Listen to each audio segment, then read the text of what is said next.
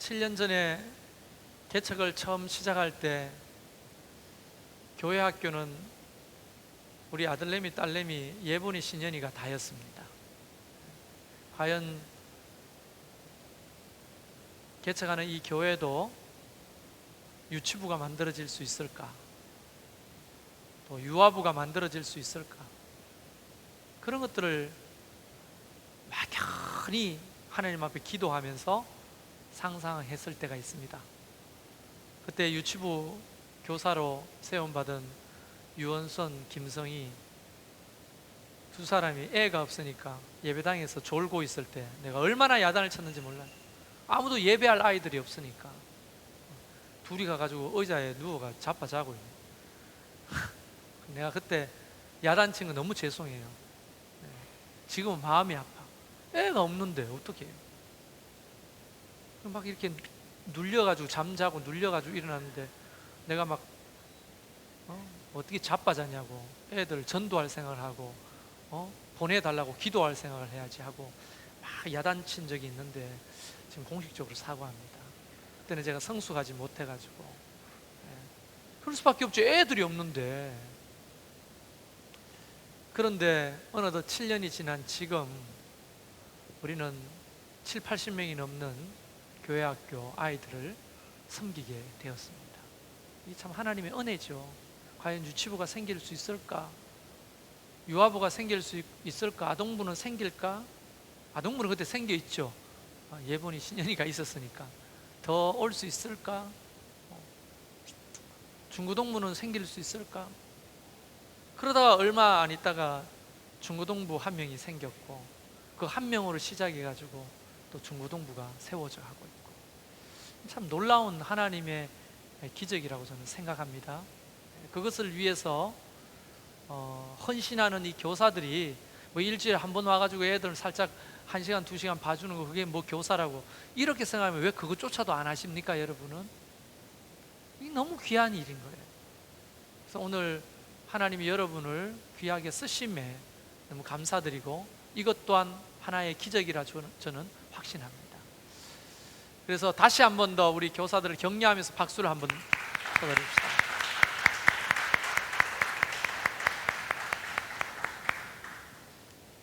최성일 목사도 많이 변했다, 그죠? 옛날 같으면 왜 이거밖에 안 하냐? 옷이 그게 뭐냐? 이게 뭐예요? 빅토리 위더 뭐야? 페이스, 믿음과 함께하는 승리? 이게 주제입니까 이번에? 빅토리 위더 페이스. 좋네요. 좋은 말이네요. 정말로 저희 모두가 믿음 안에서 승리하시기를 주의 이름으로 축원합니다. 사실상 여름 성경학교와 수련회는 굉장히 중요한 그 사역입니다. 매주 진행되는 일상적인 사역도 중요하지만 이렇게 특별하게 1년에 한 번, 뭐 겨울 성경학교도 한다면 1년에 2번 이렇게 마치 이벤트처럼 보이는 이 여름 성경학교는 너무너무 중요합니다. 왜냐하면 저 또한 여름 수련회 갔다가 그곳에서 예수님을 만나고 오늘 이 자리에 목사가 되어 서 있으니까요. 무슨 일이 일어날지 모르는 거죠. 애들이 물놀이하고 그냥 맛있게 놀고 뭐 똥오줌 싸고 왔다가 갔는데 뭘 은혜가 있겠나 싶지만 엄청난 하나님의 역사가 그 가운데 역사하신다고 저는 믿습니다. 우리가 같이 그것을 위해 기도해야 될 겁니다. 교사뿐 아니라 오늘 이 자리에 찾아 나온 모든 분들, 저를 비롯한 모든 분들에게도 이 말씀은 유효하리라고 생각이 듭니다. 오병이어의 기적을 모르는 사람 없을 겁니다. 물고기 2마리, 보리떡 5개로 5,000명을 먹였던 사건은 여러분 죽을 때까지 약 5,000번 정도의 설교를 듣게 될 겁니다. 그만큼 유명한 본문입니다. 굉장히 중요한 본문이기 때문에 마태, 마가, 누가, 요한복음 4복음서에 다 기록된 사건입니다. 그런데요, 성경을 읽을 때 그 사건이 가지고 있는 의미, 이것을 가만히 들여다보면 중복 의미를 가지고 있다는 것을 발견할 때가 있습니다. 무슨 의미? 중복 의미. 우리가 쉽게 찾아볼 수 있는 사건에 대한 의미와 숨겨져 있는 놀라운 의미 하나가 더 있다는 것을 알게 되는 거예요. 그래서 이 사건을 그냥 5천 명이나 되는 사람들을 예수님께서 고작 물고기 2마리하고 보리떡 5개로 배불리 먹이신 사건. 그래서 그곳에서 우리는 찾을 수 있는 의미는 이거죠. 야, 정말 그분은 하나님이시구나. 못할 게 없구나. 하나님의 주권을 드러내신 사건이구나. 이런 의미가 일반적인 의미라면 숨은 의미가 있습니다. 그 얘기를 저는 여러분과 좀 해볼 작정입니다. 여러분이 알다시피 어느 날 예수님께서 말씀을 전하시다가 훌쩍 해가 지게 됩니다. 그 빈들에, 베세다 언덕 빈들에 앉아서 사람들이 바글바글 모여 있었는데 남자만 5천 명이니 아이, 여자, 노인들 포함하면 성경학자들은 약 2만 명 정도로 추산합니다. 보통 잠실 야구장에 주말에 야구 보러 오는 사람의 수 정도 된다고 보시면 됩니다. 그렇게 많은 사람들이 모여가지고 예수님의 말씀을 듣다가 이때를 지나친 겁니다. 그래서 어떡하냐, 예수님 설교가 너무 기신 거 아닙니까? 벌써 밥때가 됐는데 사람들을 어떡합니까? 저도 이렇게 한번 설교해보고 싶어요. 끼때를 넘기고 해가 질 때까지. 몇 명이나 남아있을까요?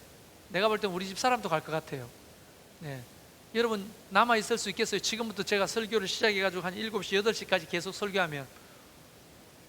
근데 그 많은 사람들이, 여러분 눈빛이 예수님이라는 그럴 수 있는데 목사님 설교는 그렇게 들을 수가 없을 것 같아요. 이런 눈빛인데요. 어쨌든 그렇게 오랫동안 설교를 하시고 가르치는데 얼마나 좋았을까요? 나도 가기 싫었을 거예요.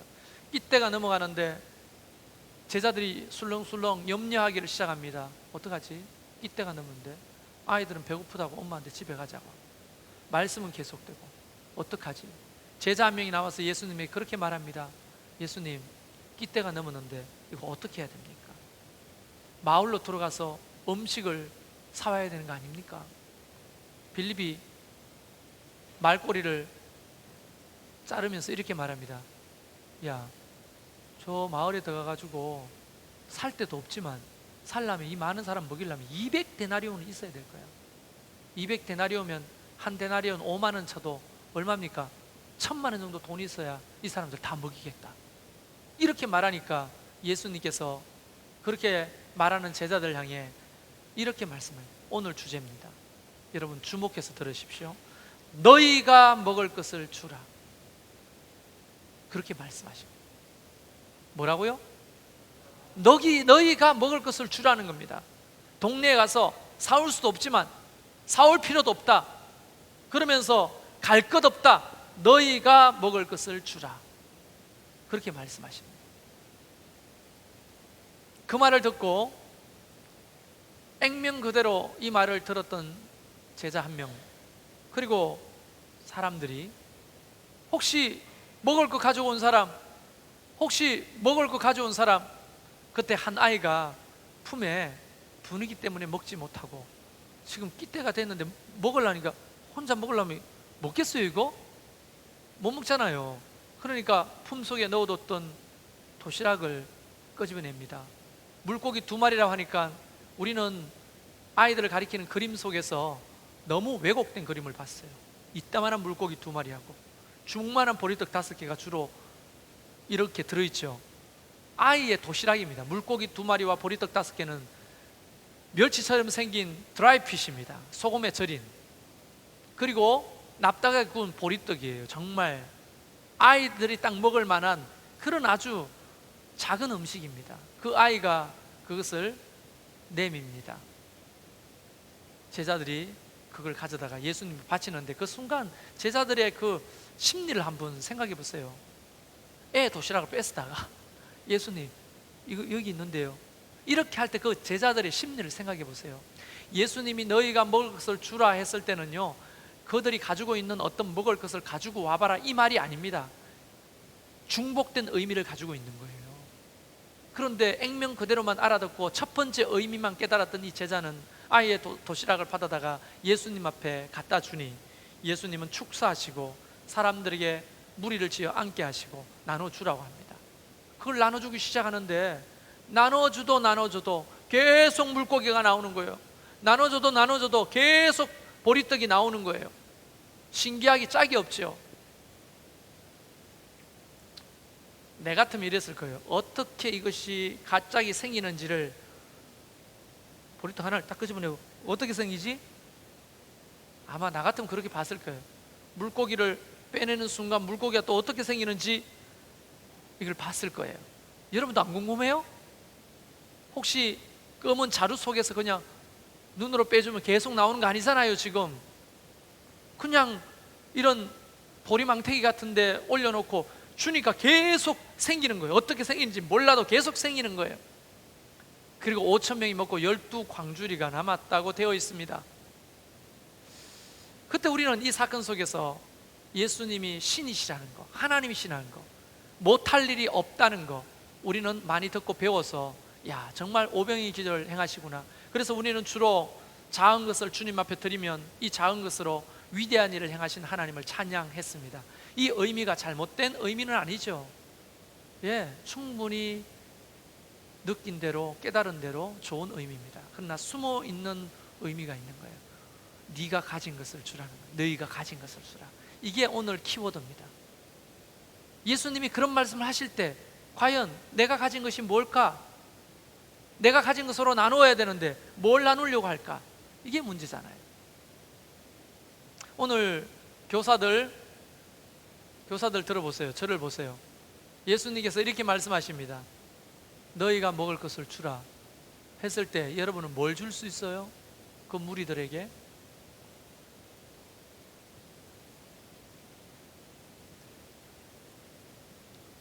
우리는 이 사건이 똑같이 기록되어 있는 요한복음 6장으로 넘어가면 거기에 이 오병이어의 기적을 행하시고 난 다음에 예수님이 무리가 자꾸 붙들어가 왕을 삼으려고 하니까 야, 이런 사람이 왕이 된다면 우리는 적어도 배는 골지 않겠다.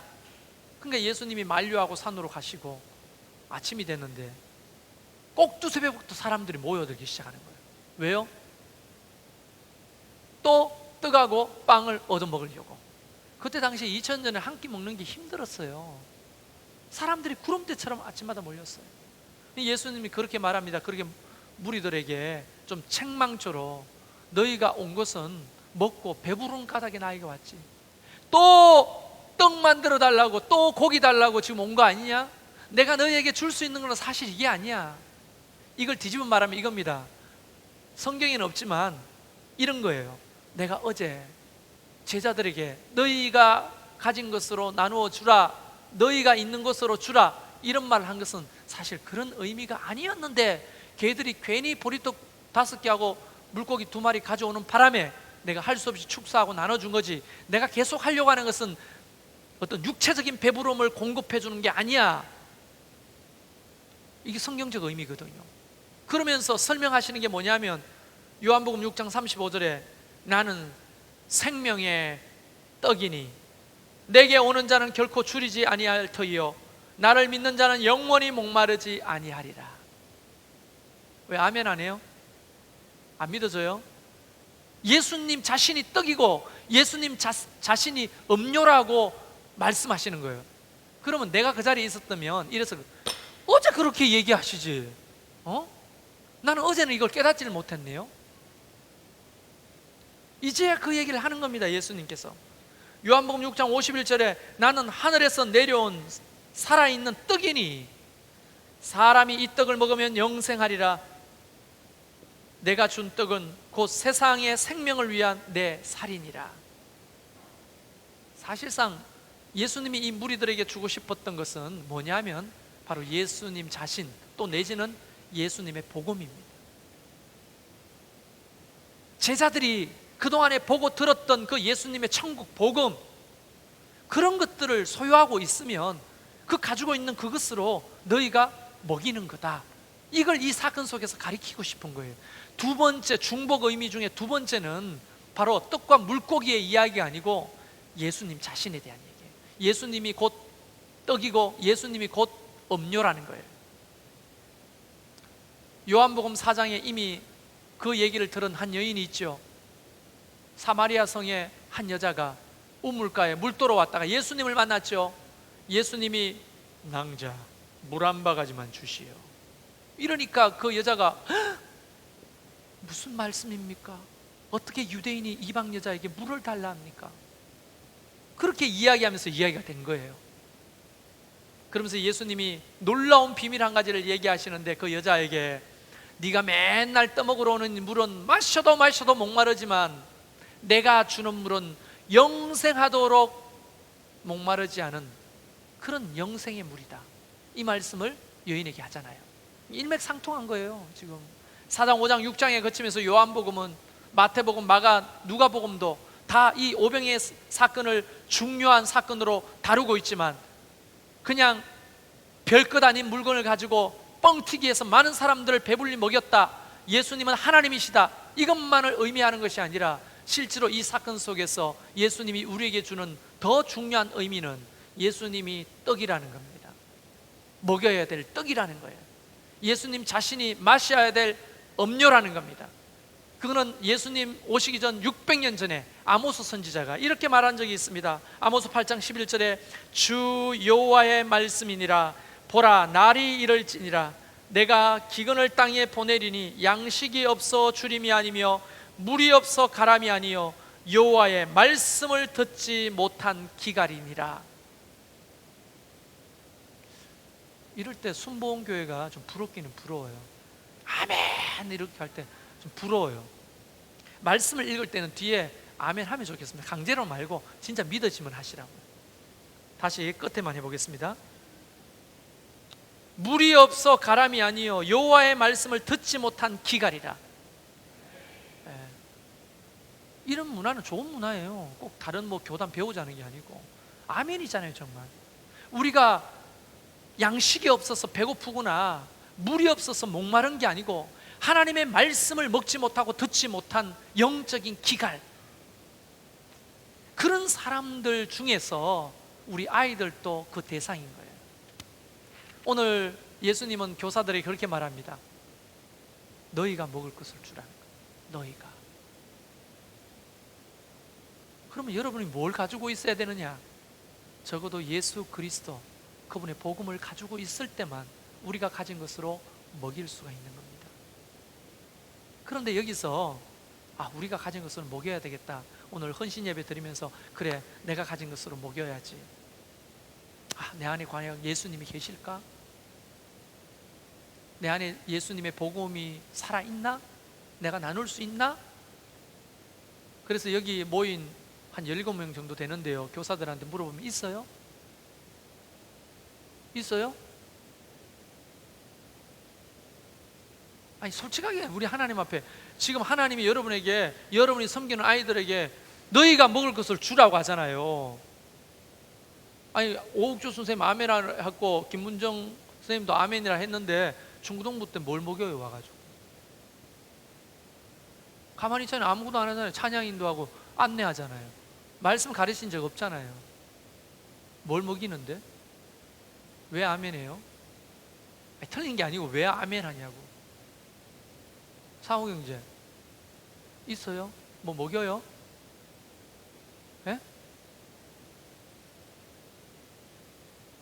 지원아, 딴 생각하지 말고 날 봐.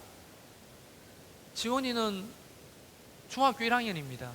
그런데도 와가 유아부 돕겠다고 저렇게 보조교사를 하고 있는데요, 너무 귀하죠? 저 아이는 지금 자신의 빚을 갖고 있는 거예요. 내가 누군가에게 섬김을 받고 사랑받았던 그 빚을 갖고 있는 거죠. 지원이는 와가 말씀 가르쳐? 애들하고 같이 앉아있으면 누가 애인지 지원인지 모르잖아 지금. 그런 수준인데 지원이가 와서 뭘 먹일 수 있어요? 응? 유치부 선생님들한테 묻겠습니다. 애들한테 먹여요? 매주 뭘 먹여요? 간식 먹이죠? 그거 외에 또 뭘 먹여요? 성희 선생님 뭘 먹여요? 말씀 먹여요? 애들이 자꾸 토하지요, 말씀 먹이면. 자, 여기서 우리 모두가 잘 들어보세요. 어제 변화의 삶을 하면서 다윗의 이야기를 우리는 지금 하고 있는데요,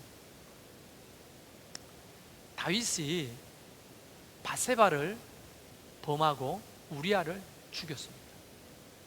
영적으로 바닥을 칠 때. 근데 그가 나단의 지적으로 하나님 앞에 꼬꾸라져서 회개를 합니다. 그리고 그가 회복됩니다. 그런데 그가 지었던 죄의 열매는 그 집안의 열매로 드러나기 시작합니다. 그 장남 압살롬을 생각해 보십시오.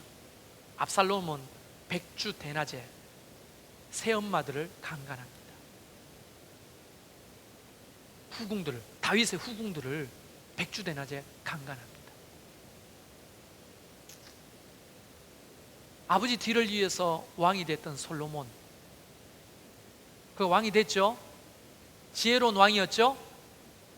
그 말년에는 엄청나게 많은 부인을 거느립니다. 우리나라 백제에 삼천궁녀를 거느렸던 왕의 이름은, 진짜 잘하네요, 여러분이 안고 있는 그 의자왕입니다. 의자왕. 이 의자왕은 삼천궁녀를 거렸는데 솔로몬의 궁녀들은 헤아릴 수가 없습니다. 그리고 솔로몬, 내가 그 변화의 삶 할 때는 이야기했는데, 우리 부모님들이 아이들을 위해 하나님 솔로몬과 같이 되게 해달라고 막 기도하는데요, 그러면 여러분의 자녀들의 말년은 망합니다. 솔로몬의 말년은 하나님을 떠난 삶이었어요. 자, 여러분, 여기서 굉장히 중요한 힌트를 얻게 되는 겁니다. 우리가 아이들한테 줘서 먹이는 것이 무엇이냐, 이 정의를 오늘 교사들과 여러분과 하고 싶은 거예요. 우리가 먹여야 될 게 뭐냐는 거예요. 자, 말씀을 가리키면, 여러분, 제가 교만해서 하는 말이 아니라 여러분이 저보다 성경 잘 알아요? 그러면 여러분보다 내가 잘 가르치는데 나는 혼자고 아이들은 많습니다. 여러분이 가르쳐야 되는 거예요. 그래서 교단에서는, 뭐 다른 선교단체에서는 책을 만들어 가지고 그 책에 나오는 말씀이라도 가르치라고 했잖아요. 여러분, 다윗이 압살롬에게, 솔로몬에게 신앙을 전수했을까요, 안 했을까요? 네? 했겠죠. 그런데 그것은 신앙이 아니라 종교적인 활동이에요. 종교. 아버지가 어떻게 하나님 앞에 나가서 예배하는지, 어떻게 제사를 드리는지, 이런 것들을 보고 배우도록 한 거죠. 근데 문제는 여기서 굉장히 중요한 것을 놓치는 거예요. 잘 들으세요. 뭐냐? 정서입니다. 정서. 압살롬은요, 왜 아버지의 목에 칼을 그누고 자기 새엄마들을 강간했는 줄 알아요? 아이들이 나쁜 짓을 할 때는 부모님들 날 좀 봐주세요, 이거예요. 지금 아버지로부터 인정받지 못했던 압살롬, 아버지의 관심은 언제나 솔로몬에게 있었어요. 아버지한테 인정받고 싶은 그 아버지로부터 흘러오는 그 인정, 칭찬, 그 정서가 아버지로부터 흘러오지 않아요. 그런데 아버지는 늘 하나님 앞에 경건합니다. 종교 활동을 열심히 잘 하셔요. 아버지는 제사도 1000번의 제사를 드리잖아요. 그런 것들을 압살롬이 보고 자랐겠죠. 그래서 아버지를 따라 종교적 행위는 잘할 수 있으나 아버지로부터 오는 정서가 없었어요. 아버지한테 인정받고 싶습니다. 근데 아버지에게서는 인정받을 수가 없었어요. 그래서 어떻게 해요? 수많은 사람들의 인정에 목말라 하는 거예요. 그래요, 안 그래요? 목말라 하죠. 그러니까 사람들에게 인정을 받고 추앙을 받으려면 권력을 가져야 되는 거예요. 권력욕에 미치게 되는 거예요. 그래서 하물며 아버지의 목에도 칼을 대게 되는 거예요. 다윗의 실패는 뭐냐? 종교적인 활동만 먹였지 좋은 정서를 먹이지 못했다는 거예요. 자, 솔로몬 이야기를 해볼까요? 솔로몬이 왜 여성 편력이 있었을까요? 왜 후궁을 그렇게 거느리고 우리나라 의자왕하고 서로 삐까하면서 누가 기네스북에 많이 올라가냐, 누가 처감하냐, 이런 내기를 할 만큼 굉장히 엄난한 삶을 살았어요. 솔로몬이. 왜 그랬을까요? 그 솔로몬의 어머니가 누굽니까? 밧세바입니다. 밧세바가 진짜 남편이 누구예요? 다윗이 아니잖아요. 우리아잖아요. 우리아가 살해당했습니다. 자신이 빼앗겼어요, 다윗에게. 근데 다윗이 훗날에 깨닫고 돌아와서 바세바를 자기 아내로 맞이했습니다. 아이를 낳았는데 그 아이가 솔로몬이거든요. 근데 이 엄마는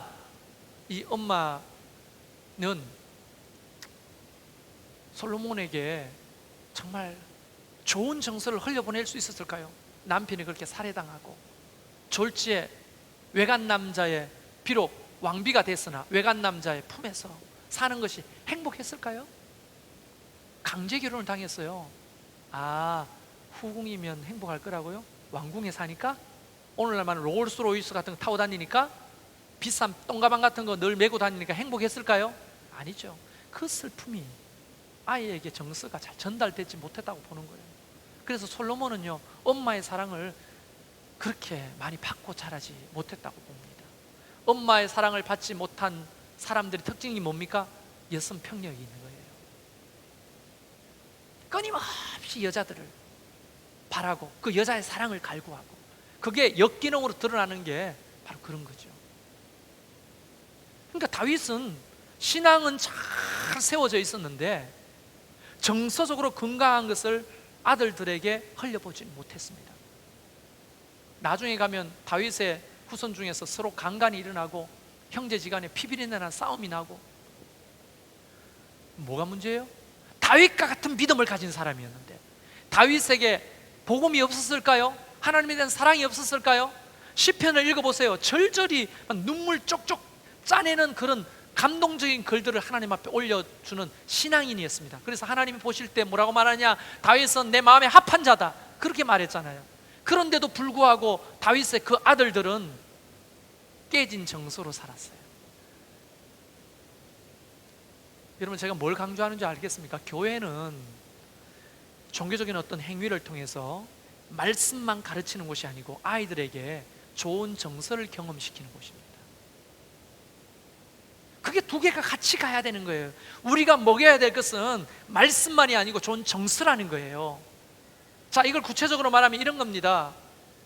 여러분, 여기 어머니들 계시지만 아이들한테 잔소리를 CC카메라를 달아놓고 하루에 몇 종류의 몇 가지의 잔소리를 하느냐 보면 부모가 인식되지 않을 만큼 끊임없는 잔소리를 합니다.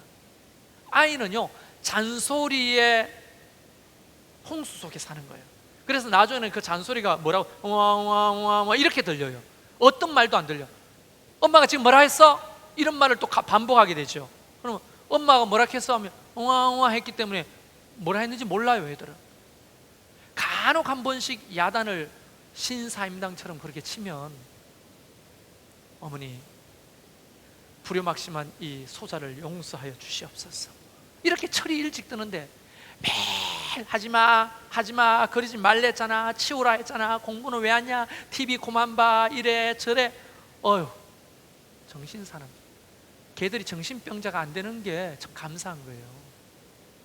그런데 학교 가면요, 야 똑바로 앉아, 졸지 마, 왜 이야기해, 공부해, 따라서 받아서. 걔들의 욕구는 오직 점심시간이에요. 점심시간, 노는 시간, 점심시간. 그게 유일한 돌파구예요. 점심시간 아이들이 얼마나 뛰어가는 줄 압니까? 식당을 향해. 다은이 그래 안 그래? 남자애들 축자사 뛰어가지. 막 얻는데 아줌마들이 야 똑바로 써, 달라는 대로 못 줘, 그만 먹어. 원하는 대로 안 줘요. 우리 아들내미도 갔다 와가지고 짱, 왜 배고파 죽겠다면서 원하는 대로 안 준대요. 이 나라가 어떻게 돌아가는 겁니까? 왜 막 크가는 아이들한테 원하는 만큼 안 주는 거죠? 야 동그랑땡 2개씩이야, 3개는 안 돼. 애들이 빨리 먹고 뒤에 돌았으면 아까 받았잖아, 꺼져. 동그랑땡 하나도 허용하지 않는 그 학교에서 배고파 죽는 거야 아이들은. 그런 거 와가지고 이제 배가 너무 고프니까 아이들이 온만 걸 다 먹는데 먹지 말아야 될 구름 과자도 먹고 배가 고프니까. 근데 집에 와도 그렇죠. 학교 가도 이제 학원 가야 되죠. 학원 가면 뭐라고 해요? 너 학원비가 얼마인 줄 알아? 너 그만 나가봐. 뼈 빠지게 벌어서 보는데 공부 안 하면 왜 나와? 여기서 해야지, 성적 올려야 돼. 너 도태돼. 응? 너 성공 못하면 불쌍해서 사는 거야. 너 그 친구 자가용 타고 와가지고 치킨 사갈 때 너 치킨 튀길 거야? 어? 정신 똑바로 차려. 교회 왔어요. 반은 부모 때문에 따라옵니다. 왔는데 기대가 없어요. 걔들은 교회 와도. 야, 똑바로 앉아. 하나님 앞에 예배 드리는 거잖아. 왜 떠들어? 뛰지 마. 해야지. 하기 싫어. 애들은 율동을. 선생님도 저렇게 못 하는데 애들이 뭐 그렇게 잘할까요? 애들 하기 싫은 거지. 따라해야지. 하나님 앞에 예배 드리는 거니까 똑바로 따라하라고. 더 손 높이, 큰 소리로. 힘들어. 여러분, 그 아이들은 교회 와서 좋은 것을 경험하고 싶어 하는 거예요. 우리가 그 아이들에게 먹여야 될 게 뭐냐? 물론 교회니까 예수 그리스도의 복음 먹여야 되죠. 복음이 뭐예요? 그런데 사랑 아니에요? 사랑. 교회 와서 사랑을 경험해야 되는 거예요. 엄마는 잔소리하고 선생님 맨날 공부하라는데 교회 가는 선생님이 그래 시험 못 쳤다고 하니까 괜찮아, 또 잘하면 되지 뭐. 나 40점 받았어요. 선생님보다 잘했는데, 물론 그 선생님요 올백 맞은 사람이에요. 그런데도 애들한테는 잘했어, 괜찮아, 예전에 선생님은 너보다 더 못했는데. 그렇게 이야기해 주죠. 막 예배 시간에 막 밑으로 기어다니고 막 뛰어다니는 애들 있잖아요. 걔는 정말 특공대로 하나님이 달란트를 주신 거 아닙니까? 어디든지 포복하고 어디든지 뛰어넘어가고, 너 정말 멋진 특공대 되겠다. 이렇게 해줘. 야, 똑바로 앉아. 어떻게 가르쳤어? 그리고는 최대 저주 및 협박이 뭡니까? 너 엄마한테 전화한다. 집사님! 애들이 벌벌벌 떨고, 너가 아버지한테 이야기한다. 이런 협박을 해가면서 아이들을 조용시키잖아요. 물론 여기서 우리는 헷갈립니다. 그럼 어떻게 해야 될까요? 아이들에게 끊임없이 사랑을 기반으로 한 훈육이 필요한 거예요. 사랑을 기반으로 한 그런 정서가 교회에서 계속 흘러가면 그 아이들 마음속에 남는 게 뭐냐 하면 좋은 기억이에요. 교회에 대한 좋은 기억. 교회는 누구 집이라고 생각하십니까? 하나님이 계시는 집이라고 생각하죠. 교회는 하나님과 연결되어 자동으로 이해하게 되는 거예요. 그러니까 교회에 대한 좋은 기억을 가지도록 하는 거예요. 선생님이 끊임없이 용납해주고, 선생님이 정말 친절하게 나를 가르쳐주고, 교회 왔더니 너무 재밌고, 교회 왔더니 나한테 관심을 가져주고, 그러면 아이들이 교회에 대한 좋은 이미지를 가지죠. 이게 나중에, 첼곤 집사님은 주일학교 다녀보신 경험이 있으세요? 있어요? 네. 근데 왜 떠났어요, 주님을? 한때? 이유는 여기서 말할 필요는 없습니다. 떠나서 뭐 했죠? 이것도 말할 필요가 없어요. 지금 이분은 신실한 주의 종으로 돌아와 목자를 하고 있는데요, 이렇게 주님을 떠났다가라도 돌아올 수 있는 좋은 자원이 뭐냐 하면 교회에 대한 좋은 이미지예요. 기억, 그 선생님에 대한 사랑, 다시 말하면 그 좋은 정서가 자꾸만 경험되어야 돼요. 교회 안에서. 그게 우리가 먹여야 될 거라고요, 교사들이. 그러니까 여러분, 상처받지 마시고 선생님들 열심히 하지만 이걸 자꾸 다고치는 게 아니고, 우리 앞으로 또 훈련되어 가는 거예요. 교사로서 성질 더러운 사람은 교사하면 안 돼요. 그래서 많은 분들이 이렇게 말해요. 교사하기 싫으니까 나 성질 더러워서 교사 안 해요. 하나님이 성질 더러운데도 왜 교사를 부르는지 아세요? 아이들이 너희의 선생이다. 아이들에게 와서 배우라는 겁니다. 훈련 받으라는 겁니다. 그래서 선생님은요, 가르치는 사람이 아니라 아이들을 통해서 훈련받고 배우는 사람이기도 한 거예요. 성질 더러운 분들 열려 있습니다. 많이 오십시오. 하나님이 좋은 학교를 통해 여러분을 세워 가실 겁니다. 네. 아이들이 저렇게 뛰어오잖아요. 헷갈리지. 우리는 예배 시간에 시끄럽고 막 뛰어오는데 엄마 하고 뛰어오는데 어떻게 해야 돼요? 지혜롭게 하면 되죠. 지혜롭게. 여기 빨리 나와, 이렇게 끌고 나갈 필요가 없는 거죠. 왜? 응대해주고 상호작용을 잘 해주고, 엄마가 정중하게 이야기해주고, 뒤에 조용히 놀고 있어, 예배 마치고 보자, 이런 메시지가 교회 안에서도 계속되면 이 아이는 뭡니까? 저 아이가 이렇게 나는요, 여러분 헷갈리지 마세요. 저런 아이들이 막 뛰어오고 이런 것들이 방해는 돼요. 사실 지혜롭게 잘 해야 됩니다. 그런데 저렇게 뛰어오는 아이들은 대부분요, 내면의 힘이 강한 거예요. 엄마 아버지를 믿기 때문에 뛰어오는 거예요. 엄마 아버지를 믿지 못하는 아이들은요, 뛰어나올 수도 없어요. 제가 좀 건강한 거예요, 사실은요. 이해가 되십니까? 우리가 먹여야 될 게 뭐예요, 선생님들? 네, 말씀은요, 모르겠어요. 여러분 무시하는 게 아니고 목사보다 잘 가르칠 수 없잖아요. 우리는 지금 맨날 신학적으로 성경적으로 연구해가지고 어떻게 가르치는 게 좋은 건지 공부한 사람들이고, 여러분 아마추어니까 다르겠죠. 그러나 여러분이 잘할 수 있는 게 뭐냐? 훨씬 더 중요한 겁니다. 복음의 그 추억을 경험하게 하는 거예요. 그래서 수련회는요, 여러분 성경학교는 뭐냐면 좋은 추억을 만들어줘요. 거기에서 말씀 가르쳐가지고 걔들이 획가닥 변해가지고 하나님 믿었다 하고 돌아와가지고 이제 하나님 믿을 거라고 이렇게 예상하지 마세요. 그런 일들은 거의 안 일어납니다. 저도 기억에는 뭐냐면 이동이라고 하는 누나 때문에 교회 계속 나오게 됩니다. 이동이 누나는 나보다 한 살 많은 누나인데 얼굴이 정말 못생겼어요. 누구 닮았다고 하면 상처를 안 받을까? 형제 중에 누구를 닮았어요? 누나인데. 근데 그 누나가 저한테 경험시켜 준 게 뭐냐면 너무나 친절함이었어요. 승일이 왔어. 늦게 와도 빨리 와, 빨리 와. 내 자리 맡아놨어. 이리 앉아. 난 그게 처음에는 너무 오그라들고 예쁘면 모르겠는데 못생긴 누나 그러니까 짜증나고 힘들었지만, 그 누나는 끊임없이 저한테 친절하게 대해줬습니다. 친절한 동희 누나. 근데 그 누나를 때문에 교회가 이런 곳이구나. 교회는 이렇게 친절한 곳이구나. 교회는 따뜻한 곳이구나. 교회는 나를 인정하고 품어주는구나. 학교가 뭐라고 해요? 이 새끼, 돌대가리, 이 새끼, 공부 대가리 쳐박아, 야 이 새끼 하면서 이렇게 욕하는데, 교회 가면 당신은 사랑받기 위해 태어난 사람. 쟤들 말 뛰어오잖아요. 막 말 듣고 지혜로워요. 자, 여러분, 우리가 줘야 될 게 뭡니까? 네, 사랑입니다. 그걸 경험시켜 주는 거예요.